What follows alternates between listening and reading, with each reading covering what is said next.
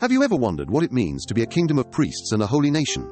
Let's dive into this profound concept as stated in Exodus chapter 19 verse 6. The verse says, "And you shall be to me a kingdom of priests and a holy nation."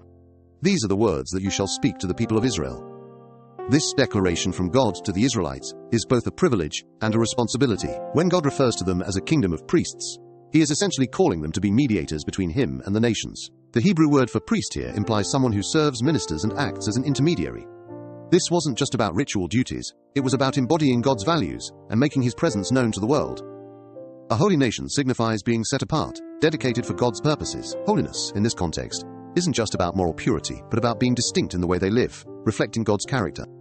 The term holy, in Hebrew, conveys the idea of being separated for a divine mission.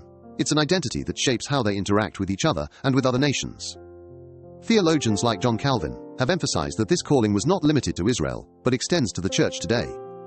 We too are called to be a light to the world, showing God's love and justice. R.C. Sproul often highlighted that holiness is at the heart of God's nature and thus should be central to ours. In practical terms, this means living out our faith in tangible ways, being agents of reconciliation and justice in a broken world.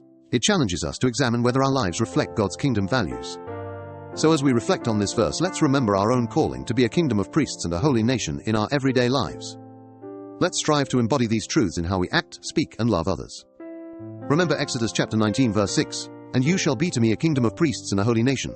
These are the words that you shall speak to the people of Israel.